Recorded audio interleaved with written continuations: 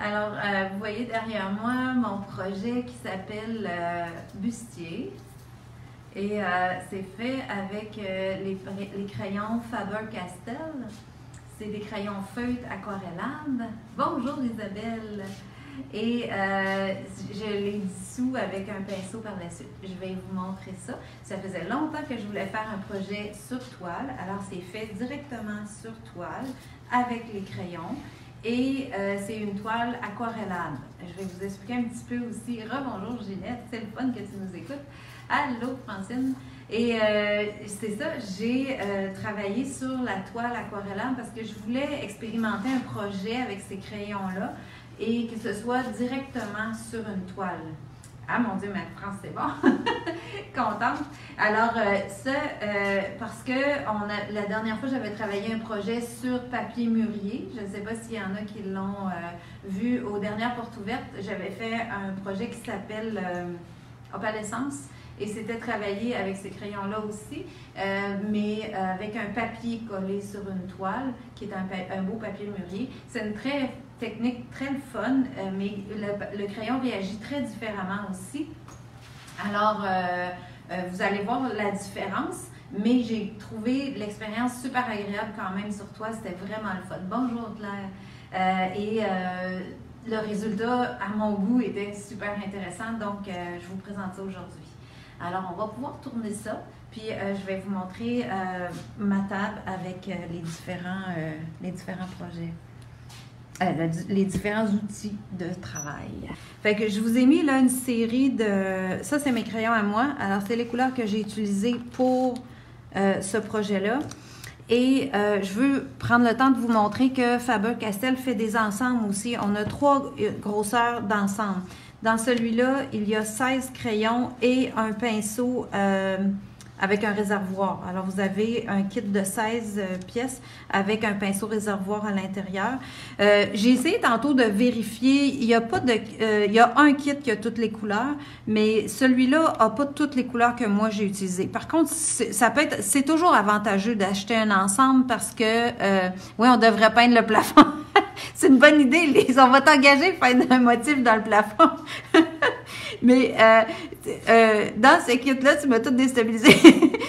Vous pouvez acheter un kit parce que c'est toujours avantageux d'acheter un kit. Je n'ai pas de toile aquarelle. Pourrais-je le mettre sur du fond absorbant? Je croirais, mais je sais pas la texture, comment vous... Je pense que oui, vous pourriez faire avec un fond absorbant. Il faudrait s'assurer que ce soit très lisse comme fond pour que ça travaille bien quand même. Surtout pour travailler avec les crayons noirs par après. Mais je pense que oui, là. C'est juste que je l'ai pas essayé, fait que des fois, ça peut être difficile pour moi de vous répondre exactement là, quand je l'ai pas essayé. Bon, alors, dans ce kit-là, il y a 16 couleurs. Moi, c'est ça que je vous disais. Je trouve que c'est toujours intéressant d'acheter un kit. C'est sûr que ça revient toujours moins dispendieux qu'à l'unité. Et puis, vous pourrez ajouter les couleurs que, si vous voulez avoir exactement les mêmes couleurs que moi, vous pouvez quand même interchanger des couleurs, là. C'est pas très grave. Mais si vous voulez avoir les couleurs que j'ai, qu'il n'y a pas là-dedans, vous pouvez les ajouter à l'unité. Si vous voulez, celui-là, c'est un kit de 16, j'ai un kit de 20 aussi. Tantôt, quand j'ai regardé, il me semblait qu'il manquait à peu près juste 2 couleurs des couleurs que j'ai utilisées. Fait que ça peut être un bon achat, acheter le kit de 20 plus les 2 couleurs que j'ai de plus. Et si vous voulez être sûr d'avoir toutes les couleurs, ben c'est le kit de 30. Vous avez le kit au complet. Vous avez plus de couleurs que moi. Puis là, vous avez toutes les teintes. Alors, c'est les choix d'ensemble. Sinon, vous pouvez les commander à l'unité. On les a en magasin. On peut vous livrer ça. Ensuite, ça c'est mon patron. Alors vous avez la toile finie comme d'habitude, vous avez les photos d'étape, le crayonnage, l'estompage que je vais vous montrer aujourd'hui, la façon que j'ai travaillé ça, les lignes de finition, des photos finales pour les lignes de finition et toujours l'écrit avec chaque section. Ça fait un patron assez bizarre, j'en conviens. J'ai trouvé ça assez bizarre, c'est le seul moyen que j'ai trouvé pour vous expliquer parce que c'est vraiment comme des sections sur mon patron. Est-ce que tu fais ton papier avec un vernis? Est-ce que tu fixes ton papier? Ben, dans l'autre patron, Marie-France, dans celui-là, j'ai pas de papier que je colle. C'était dans mon autre patron du printemps, ce que je parlais. Faudrait que tu vérifies dans le premier vidéo au printemps. dans le papier, le projet opalescence, j'avais fait une vidéo avec ça. Faudrait aller voir dans les vidéos du printemps. C'est ça. Dans mon patron d'aujourd'hui, j'ai vraiment des sections que j'ai numérotées, des sections que j'ai mis des lettres aussi. C'est pourquoi, à un moment donné, au lieu de répéter la même chose, j'ai vraiment référé à tel numéro. Alors, ça devient plus facile. Puis, comme vous avez aussi des photos avec toutes les pièces, ben vous allez être capable de vous référer pour savoir quelle couleur mettre à quel endroit pour les placer aux mêmes endroits que moi, bien sûr, mais vous pouvez tout interchanger ça. C'est juste que il faut penser, si vous interchangez des couleurs, d'avoir quand même des contrastes. C'est ce que j'ai étudié un petit peu avant de le faire. Alors, je mets ça de côté. Je veux vous parler de la toile aquarellable. Alors, c'est quoi la différence? C'est aussi une toile de coton. La différence avec une toile régulière, c'est que là, vous pouvez probablement, c'est pas perceptible probablement à l'écran, mais la toile est beaucoup plus fine. Si je peux vous donner une comparaison, ce serait de comparer un peu comme quand on achète des draps. Alors, plus il y a de fil au pouce carré, plus le fil est fin, donc plus la texture du drap est douce. C'est à peu près la même, la comparaison. Si je monte là, ma toile là, plus haut vers la caméra, vous allez voir, on voit presque pas de grain de toile. Là. Moi, je le vois, là, mais c'est à peine. Alors, c'est sûr que ça fait très lisse comme surface pour peindre à l'aquarelle ou peindre avec des crayons comme ceux-ci ou même les Derwent, ça fonctionnerait. La différence, quand vous achetez ces toiles-là aussi, là, il y a vraiment un encart, c'est Fredericks qui fait ces toiles-là, on les vend ici. Vous avez ça qui est apposé dessus. Et en arrière, il y a vraiment un pamphlet d'attaché à chaque toile qui vous explique un petit peu pourquoi cette toile-là, comment fonctionner, vous donner des idées. Ça, c'est le fun aussi de la part de la compagnie. Et aussi, il y a des petits morceaux de bois comme ça. Alors ça ne signifie pas que votre toile n'est pas de qualité. Au contraire, quand il y en a, il faut les mettre. Alors, c'est parce qu'il vous donne la chance de pouvoir encore plus tendre votre toile. Alors, j'ai vraiment fait exprès pour ne pas les mettre, pour pouvoir les mettre avec vous en direct aujourd'hui. Alors, puis ce que j'ai fait aussi, ça se peut que si vous faites venir cette toile-là ou si vous venez la chercher, vous trouviez qu'elle est molle un peu. Comme moi, quand je la reçois, on voit là l'arrière aussi, le tissage du coton, c'est très fin. En passant, c'est la même toile aussi sur laquelle j'avais fait de l'encre à l'alcool directement sur toile. Ça fait super bien pour faire ça. C'est une toile de haute qualité, donc l'encre à l'alcool réagissait presque comme sur un papier Yupo. C'est vraiment le fun à travailler. Alors, quand je la reçois, je la mouille à l'arrière. Je mouille le coton, puis je le laisse sécher. Puis on peut le sécher à l'air chaud au séchoir aussi. Là. Moi, je l'avais à côté tout près d'un calorifère, puis elle a séché. Et là, ce que ça a fait, c'est que le coton a foulé en séchant et ma toile s'est tendue complètement directement. Alors, j'ai une belle tension. Et pour garder cette tension-là sur le long terme, je peux venir ici insérer mes petits coins en bois et ça va tendre complètement ma toile très serrée. Puis elle va le rester. Fait que ça, c'est important de savoir ça et de le faire pour voir que vous avez une belle toile de qualité. Alors, même si c'est une toile aquarellable, vous pourriez peindre à l'acrylique dessus, là, c'est possible aussi. Si vous aimez mieux un grain fin, ça se fait. Alors, c'est des choix artistiques, en fait.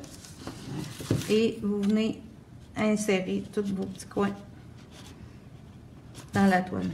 Fait que quand on sait que c'est ça, on fait juste le travail. Là, si j'avais un petit marteau, je pourrais les rentrer un petit peu plus serrés. Puis, pour qu'ils soient bien fixés là. Puis, je vais avoir une toile toute bien tendue.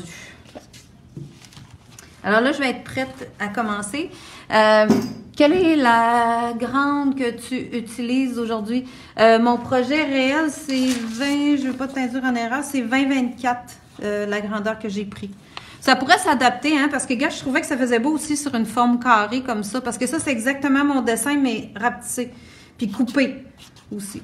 J'ai pris la largeur, mais j'ai coupé la hauteur. Fait que ça pourrait être beau, là, tu sais, si tu regardes, là, c'était mieux carré, ça pourrait être beau. C'est quand même un modèle qui peut être changé un petit peu, là, la forme. C'est assez simple. Après ça, je voulais aussi vous parler des effaces Pebble. Ah oui, puis quand vous allez tracer votre dessin, c'est important de prendre un papier, si vous avez du vieux papier à tracer, du vieux papier graphite, prenez celui-là. Dans le sens que, pour être sûr de ne pas tacher vos espaces blancs avec du graphite pour rien. Alors, si vous avez moi, le papier carbone, là, je le jette pas. Je garde toujours mes vieux carbone parce que quand je veux tracer quelque chose sur une toile que je vais être sûre de ne pas tacher, ben, je m'assure qu'il marque quand même encore assez, mais c'est rare que je peux pas avoir une trace visible. Puis quand il est vieux, ben, il va simplement ne pas tacher les endroits que vous voulez pas qu'il y ait de couleur. Parce que ces crayons-là, ils vont travailler en transparence la plupart. Il y a des couleurs qui sont plus foncées qui couvriraient une tache, mais d'autres non. Donc, c'est important aussi de protéger le reste de votre toile pour un tracé précis. Dans ce cas-ci, c'est important. Après ça, j'ai tracé avec mon papier graphite.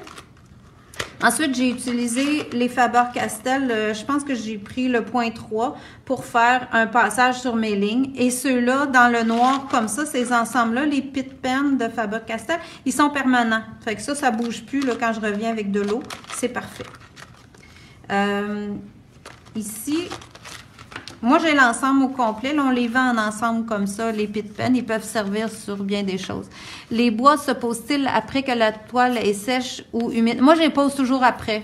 Je ne sais pas s'il y a une méthode plus spécifique que ça. Là, je ne me suis pas rendue jusque-là.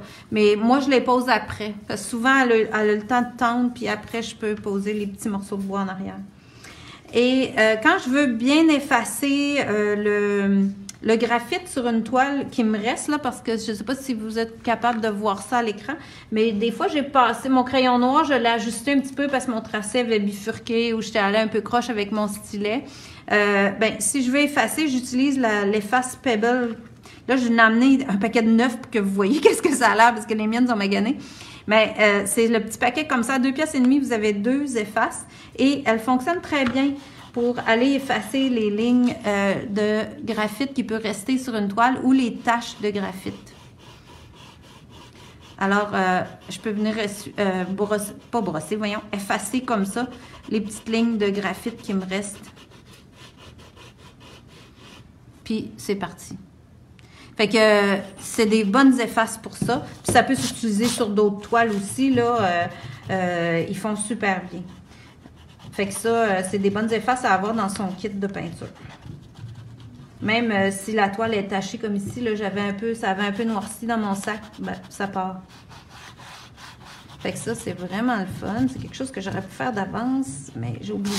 Le temps a passé vite un petit peu, là. OK. Je vais juste effacer un petit peu pour pouvoir vous montrer. Puis comme c'est juste une démo, là, c'est pas très grave. Je ne serai pas trop perfectionniste avec ça. On va laisser ça. J'ai même pas tout tracé. Puis c'est un projet aussi à faire un peu comme un mandala, je vous dirais. J'ai eu un peu cette impression-là. Parce que c'est simple à faire, c'est pas difficile. Mais c'est long, parce qu'il y a beaucoup de sections à rentrer. Fait que ça m'a pris beaucoup plus de temps que je pensais. Mais c'était comme un projet assez zen à faire, dans le sens que c'est beaucoup un style coloriage. Donc, un coup qu'on a pris un peu le tour pour la technique, on y va, puis c'est simple, simple, simple. Fait que ça peut être un projet entre deux gros projets de peinture qui peut être très... comment qu'on dit ça, non? Très reposant. Et voilà. Bon, OK. On va dire que c'est assez pour les faces. Ça, c'est réglé. Ensuite de ça, j'y vais avec les crayons en couleur pour chaque section. Fait que là, dans le patron, vous avez vraiment l'explication quelle couleur j'ai mis dans chaque section. Vous allez pouvoir vous référer à ça pour placer vos couleurs. Je vais vous faire un petit bout du ruban ici que j'ai commencé. J'ai travaillé avec le gris froid, probablement qui a été traduit comme ça, Cold Gray, et le bleu ultramarine. Fait qu'on vient appliquer... Puis là, si vous vous posez la question, quel bout tu prends? J'ai vraiment joué avec les deux. Le bout pinceau, comme ça, il travaille bien. Il fait un trait un peu plus large. Si je travaille avec... le bout feutre, des fois, il était plus fin. Puis on dirait que le bout feutre avait tendance à être plus ancré, plus intense en couleur. Fait que j'ai fait un peu de gris foncé. Et tout de suite, à la suite, je suis venue placer le ultramarine. Et j'ai pas rempli au complet la petite session. Peut-on prendre d'autres sortes de traceurs pour tracer le dessin? Tu veux dire pour tracer le crayon, la ligne noire? Ben, tu peux prendre, mais il faut que tu t'assures que ça bougera pas à l'eau. Parce qu'après, moi, je viens mettre de l'eau sur ça. Donc, si ton crayon, il bouge à l'eau puis que ça te fait du noir partout, tu n'aimeras pas ça. Il faut vraiment que tu vérifies que ton crayon ne bougera pas un coup qu'il va être sec. C'est vraiment ça qui est important. Puis avec les Pitt Pen, je suis certaine que ça bouge pas. Fait que ça, pour moi, c'est ce que je te donne comme référence. Mais j'ai pas vérifié beaucoup là d'autres crayons par rapport à la surface. Parce que des fois, un crayon va adhérer sur une surface, il va être permanent, puis sur l'autre, il le sera pas. Fait que ça peut jouer un petit peu. Là. Faut vraiment vous assurer de ça. Un coup que j'ai fait ça, ben je peux faire plusieurs petites sections, là. Je vais ouvrir mon patron juste pour faire ça, que je refais la même chose que... Peut-être que j'en fais trop, puis que je me ramasse que je ne sais plus qu'est-ce que j'ai fait. Je suis toujours insécure de ne pas montrer la même affaire. OK, alors, on y va pour quelques petites sections comme ça. Je vais essayer peut-être de vous zoomer ça, que vous ayez un petit effet plus rapproché. OK. Pitt Pen, ouais, c'est ça, Pitt Pen. Fait que je viens placer, en fait, mon gris froid, je l'ai comme mis dans les ombrages. Et mon bleu juste au-dessus. Et j'ai gardé une section blanche pour pouvoir dégrader ma couleur. Et je les referme aussi à chaque fois que je les utilise. Et puis, c'est des crayons que sur le rack, ils sont couchés. Fait que moi, je me dis, si la compagnie les présente couchés, la plupart du temps, vous êtes mieux de les garder couchés aussi. C'est-à-dire dans leur étui à crayon, si vous les faites venir, gardez-les à plat. Je me fie souvent sur ça. Je n'ai pas lu là-dessus pour les crayons Faber-Castell. Mais la plupart du temps, c'est sûr que si vous le gardez couché, ben l'encre va toucher aux deux bouts. Tandis que si vous le mettez comme ça, il y a un bout qui peut sécher. Ça, c'est mieux. Mieux comme ça, on voit pas tes dernières de ton derrière de tête. Ouais, c'est ça, ça l'a avancé. Tantôt, je me suis aperçue. Désolée. Mais moi, je suis toute seule. J'ai pas personne pour me coacher. Moi, je pouvais coacher Carole, mais c'est pas grave. C'est bien correct. Fait qu'on s'en vient comme ça. Voilà. Puis, je vous fais un autre petit bout en bleu. Puis là, j'ai touché au gris. Fait qu'on voit que le bleu est devenu gris. Fait qu'il se mélange, hein, quand je les colore un sur l'autre. Il se mélange déjà. Donc ça, si ma mine a eu du gris dessus, puis je veux la nettoyer, je viens tout simplement sur ma napkin faire quelques coups, puis elle va retravailler juste en bleu. Ça, c'est merveilleux, là. C'est vraiment facile à utiliser pour ça. De mélanger les couleurs. Je vais vous le faire sur un crayon que ça va plus paraître tantôt, là, vous allez voir. Là, dans le patron, je vous suggère d'utiliser ces pinceaux-là. Alors, un long rond ou un ultra rond, comme vous voulez. Là, ça peut être dans d'autres marques. Des fois, ils portent le nom long rond. On a déjà eu des longs ronds dans la Corneille, une autre marque, là. Low Cornell, en anglais. Et là, c'est des Silver Brush qu'on vend présentement. Alors, un long rond, un ultra rond. Ici, j'ai un numéro 4. J'ai utilisé, je pense, le 6 quand j'ai fait la grande toile. Peu importe, ça va fonctionner aussi. Et le Silver Silk 1,5 pour les grandes sections. Il faisait super bien. Et puis, j'ai essayé aussi celui-là. Ça aussi, c'est Silver Brush qui fait ça. Il l'appelle Atelier Blending Quill. Alors, c'est du poil de chèvre. Puis, vous voyez, c'est vraiment un beau pinceau, là. Moi, je l'ai acheté parce que je le trouvais beau, mais finalement, il va super bien. C'est des poils de chèvre. Allô, José, mes crayons préférés. Oh, c'est donc bien le fun, j'aime ça. Alors ça, c'est le fun que tu dises ça, parce que ça fait un bout, là, que je les utilise, puis je les aime tellement. Fait qu'on va essayer le quill pour vous donner une petite idée. Alors lui, là, il garde de l'eau énormément. Fait que j'ai un petit peu en enlevé, puis vous voyez, il se colle super bien. Il me fait une pointe fine, fine, fine. Et là, c'est ça que je peux venir puis diluer ici pour aller travailler mon bleu et le mélanger un petit peu avec le gris. Alors, toucher à mon gris, mélanger avec le bleu,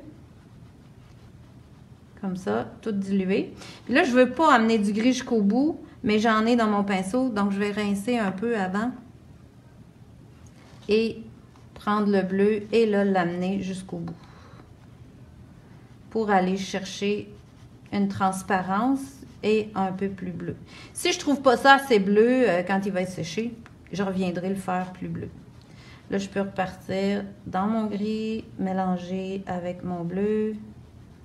Toucher, je touche à toute la couleur au complet. Je veux vraiment la diluer, embarquer un peu dans mon bleu, vider mon pinceau, l'essuyer. Et j'ai travaillé de la même façon avec les autres pinceaux aussi, là. Si jamais vous n'avez pas ce pinceau-là, les autres ont travaillé vraiment de la même façon.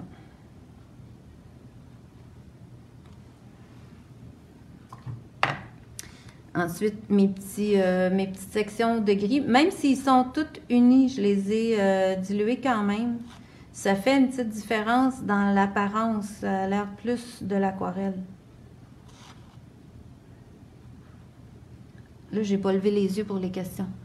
Silver Brush. Oui, Silver Brush qui fait le pinceau blanc que j'ai là.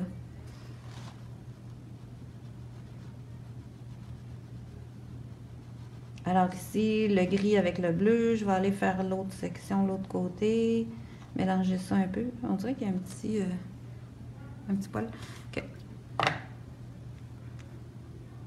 Il garde vraiment beaucoup d'eau, il faut vraiment que j'en enlève, là. Si jamais vous utilisez celui-là, je sais qu'il y a quelques-unes d'entre vous qui l'ont acheté.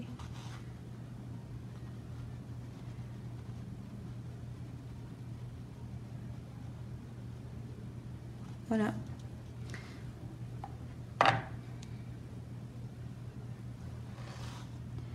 Et cette petite section-là.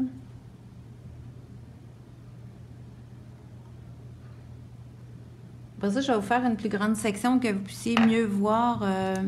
Acheter où? Si vous... Oh mon Dieu, chez Pinceau, bien sûr.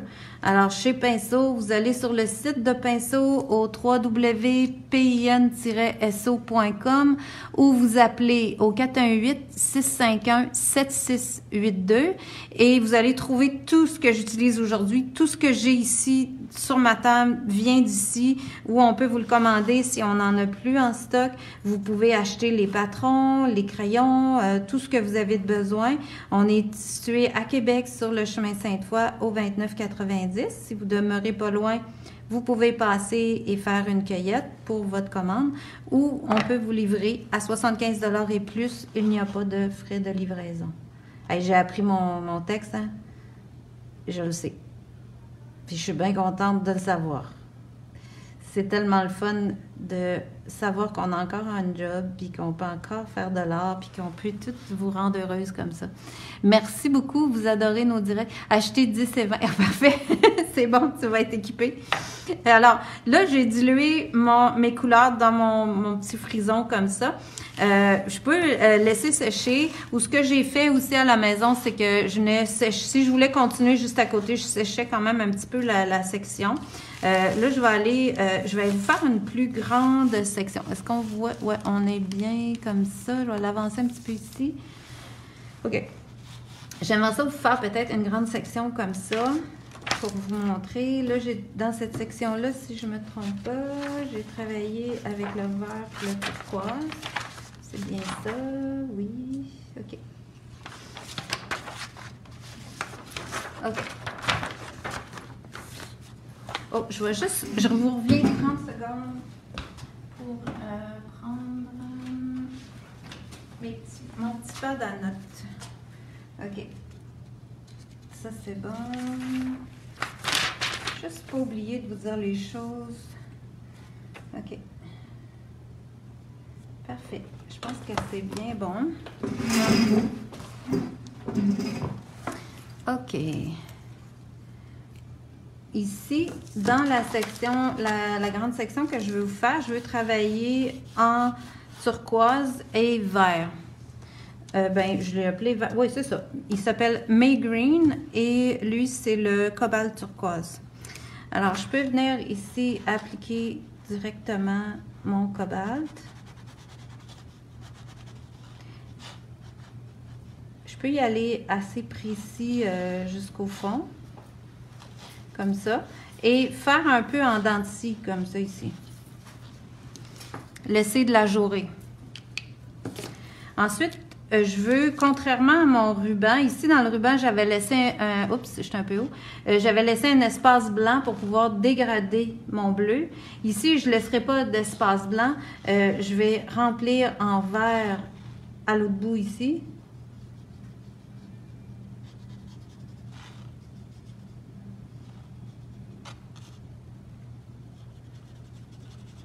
Vous voyez comment ça crayonne bien, les couleurs sont intenses, direct en partant.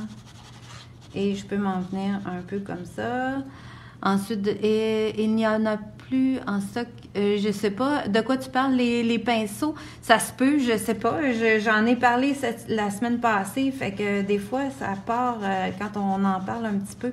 On va en revoir. Il y en a d'autres aussi qui sont comme orangés. C'est des pinceaux semblables. Ce sont tous des pinceaux aquarelles, en autant que c'est des pinceaux qui tiennent bien l'eau. Ici, vous voyez là, j'ai passé à travers et par-dessus là que tu traces n'a pas d'importance. Je ne sais pas qu'est-ce que tu voulais dire, Francine, les lignes probablement que tu traces. Non, ça n'a pas vraiment d'importance. Je donne juste un peu le sens de vers où je vais passer mon pinceau, mais ça n'a pas plus d'importance que ça. Ici, quand j'ai passé par-dessus mon turquoise, là, vous avez vu que le vert, il l'a réveillé. Ça s'est mélangé tout de suite. Alors, ça me donne tout de suite une couleur bien intense. Ouais, le numéro 30, comme le mien, là, il n'y en avait plus jeudi soir. Fait que c'est sûr que même à ça, là, le sens... Ouais, c'est ça, j'y donne dans le même sens que le... Et puis ici, dans ces sections-là, j'ai plus travaillé avec l'angulaire parce que je couvre une plus grande surface à la fois plutôt qu'une petite pointe comme ça. Oups. OK. Puis là, si je pars dans mon turquoise, ici, je peux aller dégrader mon turquoise. Un petit peu, diluer mon turquoise, je dirais. Puis l'amener à travers de mon verre. Plus je vais jouer dedans, plus je vais effacer, diffuser les lignes. Moi, j'ai pas voulu là, tout diffuser à fond. Là. Puis là, je veux pas que ça devienne tout bleu-vert comme ça. Fait que je rince mon pinceau et je repars dans le vert dans l'autre sens. Puis je viens juste travailler ça, aller-retour pour diluer ma couleur, puis aller chercher différentes intensités. Des fois, ça va pâlir un peu. Ça glisse aussi sur la toile. Donc, retenez bien que ceux qui travaillent souvent avec moi, ils savent, là, je pèse pas fort sur mon pinceau. C'est rare que je mets une grosse pression. C'est vraiment léger comme pression. Puis ça, c'est important dans ça, parce que si je pèse fort, je vais aller relever la couleur. Elle ne restera pas sur la toile parce que c'est lisse la toile, donc ça glisse un peu. C'est pas comme un papier. Si je travaillais sur papier aquarelle, l'encre rentre dans le papier. Donc j'ai moins de retour l'encre ne peut pas décoller. Tandis qu'ici, elle est en surface. Elle va finir par adhérer à ma toile, mais il faut que je donne le temps de sécher. Et même, ça va probablement prendre quelques jours avant qu'elle devienne permanente. Parce que eux, ils disent que ça devient permanent, mais ça devient permanent sur papier.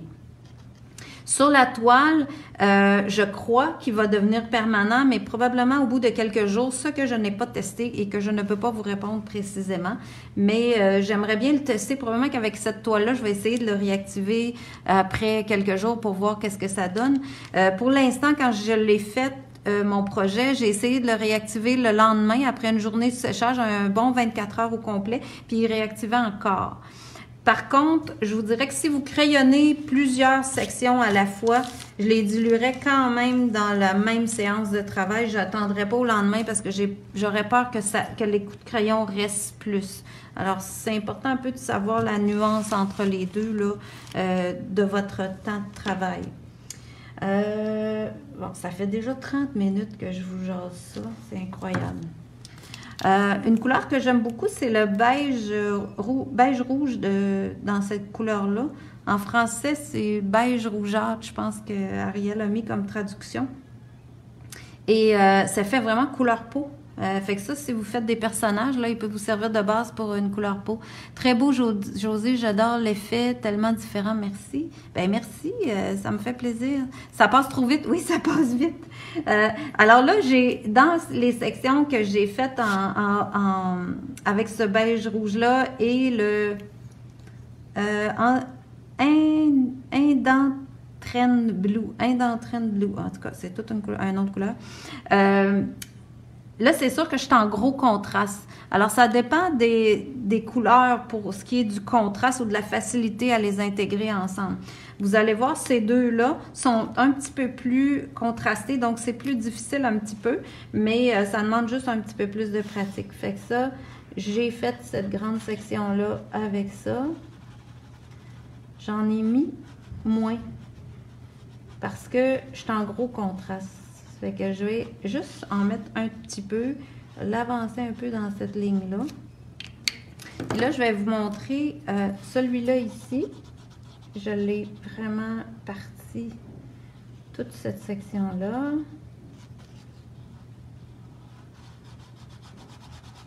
Qui fait vraiment comme un couleur peau. C'est un rose beige. C'est une très belle couleur.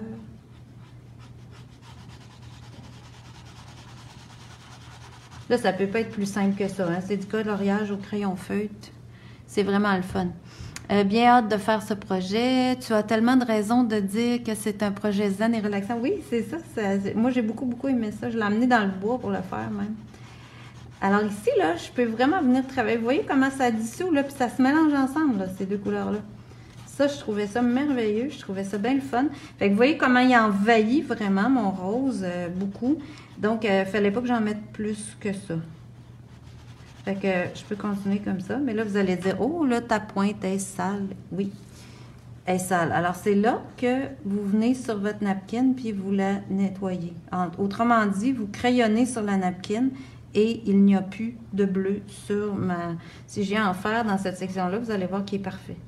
Fait que ça, c'est facile de mélanger les deux couleurs puis de revenir ailleurs en ayant passé sur votre napkin pour vérifier. Tout est beau. Alors, je continue.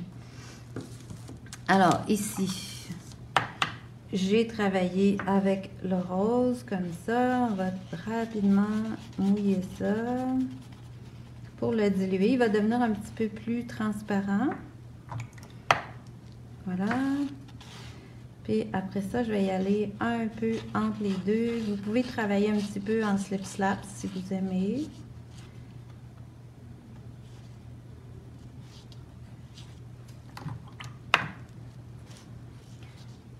Voilà.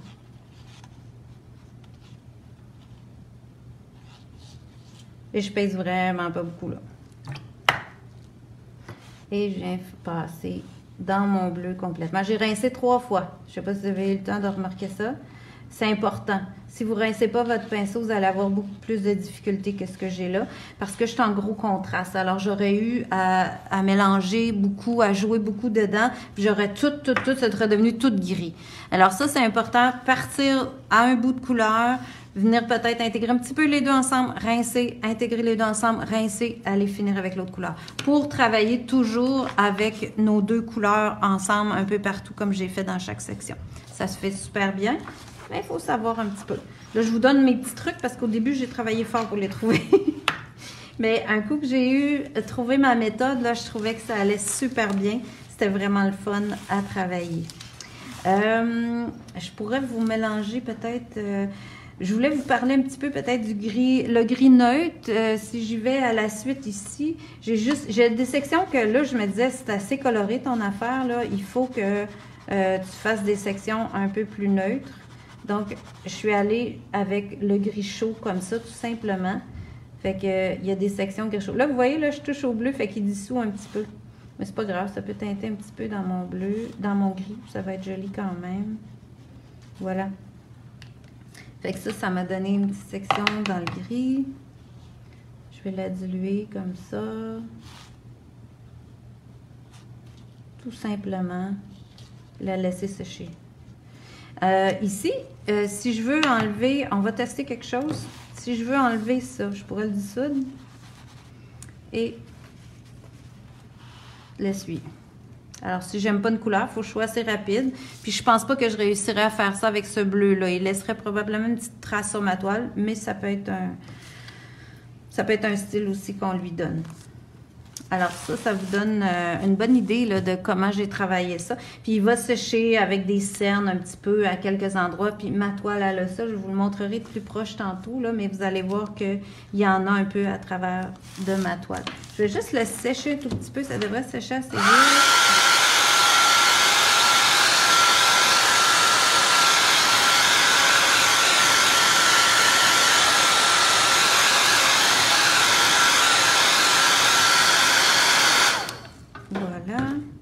Parce que je veux vous parler aussi d'une autre chose.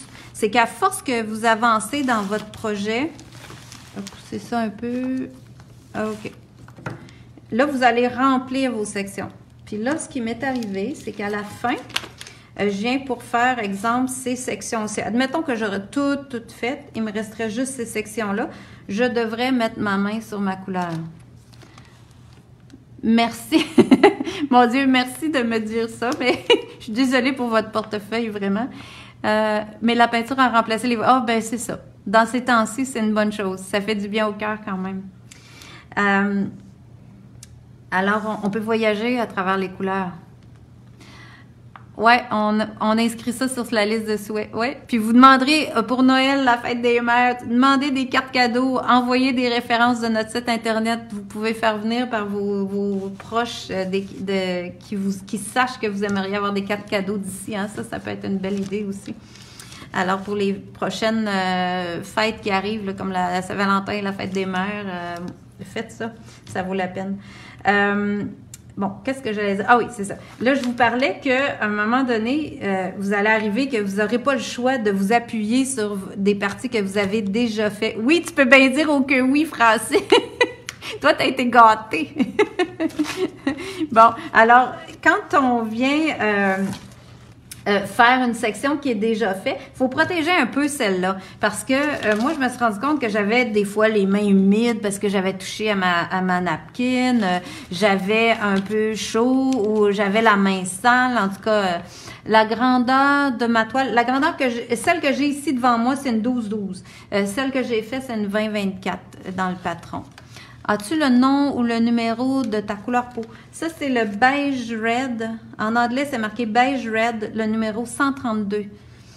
Et là, je dois passer par-dessus ça. Mais moi, je vous dis, là, prenez le temps de mettre un plastique pour protéger ce que vous avez déjà fait. Être sûr que vous ne l'accrochez pas puis que vous ne lui faites pas de défaut dedans pour bien travailler, continuer à travailler. Fait que je peux me promener comme ça sur ma toile avec mon plastique puis je briserai rien. C'est vraiment important d'utiliser ça. Plus vous allez avancer, plus ça va être important. Et quand vous allez faire les lignes noires aussi à la fin, là, pour rehausser tout le découpage que j'ai fait, ben ça, c'est encore plus important à ce moment-là. Parce que vous avez vu comment j'ai pu effacer ici, donc ça va réactiver pendant un bout de temps. Comme je vous disais, je n'ai pas encore expérimenté dans combien de jours ça va être complètement fixe. Mais je sais que ça va devenir probablement fixe pour l'avoir déjà mis sur de l'acrylique puis qu'après quelques semaines, je ne pouvais plus le bouger du tout. Mais je ne sais pas le nombre exact. Alors ça, c'était mon autre truc. Est-ce que j'ai marqué d'autres choses texturées? Bon, il me resterait à vous montrer la texture. OK. J'ai fait une petite texture dans ma toile, mon projet. Là, je vais couper ma napkin pour avoir un morceau vraiment plus petit. Fait que je vais déchirer comme ça. Parce que, bon, il y a des sections comme ici, là, vous le voyez un petit peu. Ça, je trouvais ça très beau, ces deux couleurs-là ensemble. Ici, dans les couleurs pâles, des fois, ça avait tendance à faire plus de cerne, ou le gris, je le trouvais terne un petit peu. Fait que j'ai dit, ah, pourquoi je viendrais pas donner un aspect un peu tissu ou broderie, quelque chose du genre. Alors, j'ai pris une napkin que j'ai mouillée complètement. Je vais approcher un petit peu mon plat d'eau que vous voyez. Je la trempe complètement et là, je l'éponge. Elle est encore trop mouillée. Fait que je vais serrer vraiment pour enlever le plus d'eau possible. En fait, je vais juste la garder humide. Ben merci. Ben moi, je travaille là quand même. Là.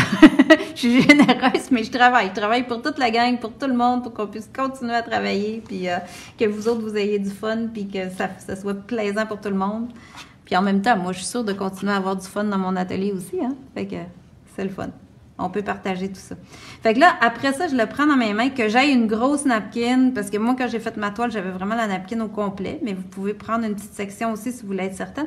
Puis là, je la plie pour en faire, moi, je dis des fois comme une petite rose, là, parce que plus je la serre comme ça, puis j'y fais toutes sortes de petits plis, ben ça va me donner des motifs. Ce qui est important, c'est de ne pas avoir quelque chose de lisse. Si c'est lisse comme ça sur le dessus, là, ça marche pas. Fait qu'il faut vraiment que vous ayez des petits plis, des formes dedans, que ce soit tout plissé. Et là, je viens étamper dans la section que j'ai déjà peint. Puis vous voyez, ça me donne un beau petit motif, comme si j'avais une broderie ou un dessin ton sur ton. Puis même le bleu va se répéter dans le rose. Je pense que vous le voyez directement à l'écran. Et ça vient tout changer l'allure de cette section-là. Puis vous en faites comme vous avez le goût. Alors là, je peux rincer mon petit morceau à nouveau. Une éponge de mer aussi, probablement, oui. J'ai pas pensé, mais la petite napkin me faisait bien. Je l'avais dans mes mains. C'était parfait. Alors, ça a bien fait pour ça. Ici, j'ai dépassé, je l'essuie. Si j'essuie tout de suite, ça va partir.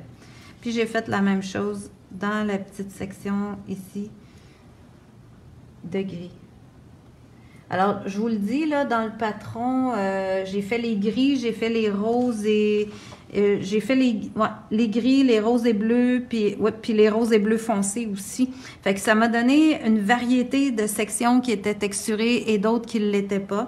Ça a fait une belle continuité là, dans le projet. Et pour terminer, ma dernière étape, j'ai tout simplement pris le crayon, encore une fois, dans les Pitt-Pen. Là, j'ai les mains mouillées. On va essuyer ça comme il faut. Et là, si je prends le Pitt-Pen... Mais le Pitt-Pen, cette fois-ci, le pinceau, le crayon pinceau, c'est-à-dire. Puis, je viens repasser sur mes lignes. Puis là, je peux les moduler, c'est-à-dire que je peux les faire plus larges, moins larges. Aller chercher vraiment des formes dans vos lignes. Puis en même temps, ça vient tout corriger, enlever... ce qui pouvait rester de lignes, de petits traits blancs. Et ça me donne une belle finition détaillée, très contournée. Fait que ça, vous pouvez y aller là, comme vous aimez ça. Et c'est la même encre que les autres Pitt-Pen, alors ça devient une encre complètement permanente. Est-ce que je pourrais, peut-être que des gens se posent la question, est-ce qu'on peut faire ça en premier? Je penserais que oui, mais moi, je préférais le faire à la fin. Là, je peux contrôler un peu plus, revenir par-dessus les sections que je veux cacher, etc. Alors, ça peut être vraiment intéressant. Ils sont vraiment bien, ces crayons-là. Oui, tu as bien raison. Moi, je les aime beaucoup, là. Oui, c'est quand même un projet assez long à faire, surtout si tu le fais la grandeur que je l'ai faite, là. Je te jure que c'est assez long. C'est le fun, mais c'est relax. Tu peux le faire quand tu as le goût de le faire. Quand c'est terminé, on fixe avec quoi pour protéger notre projet? Moi, j'ai fixé avec le vernis en aérosol. Je vais l'avoir encore parce que je l'avais emmené hier. Oui, c'est ça. Moi, j'ai fixé avec l'aérosol Americana brillant. Je voulais que ce soit un fini lustré. Alors, j'ai fixé à la fin avec ça pour que tout devienne tout bien lustré. Fait que je pense que j'ai fait pas mal le tour. Finition, pinceau, utiliser le plastique. Je vous ai donné tous ces petits trucs-là. Fait que vous devriez être bonne pour travailler avec ça. Alors, c'est super. Fait que je vous reviens. On va retourner ça. Alors ça, c'était... Ben là, vous le voyez là, quand même à l'écran. Là, vous voyez toutes les petites sections que j'avais texturées. Là, on voit bien ce que ça donne. Puis ça donne vraiment pas mal le même effet là, que je vous ai fait sur la démo. Fait que ça m'a fait plaisir de vous montrer ça. Merci d'avoir été là encore une fois. C'était le dernier pour moi aujourd'hui. Aujourd'hui pour ces portes ouvertes ici. Mes points, oui, les points sont faits en rose par-dessus. Un coup, j'ai fait toutes les couleurs. J'ai même mis de la couleur des ronds. Je suis revenue faire avec une couleur de rose, puis j'ai fait le contour des ronds. Un gros merci pour la belle fin de semaine. Ben, merci à vous. Merci d'avoir été là.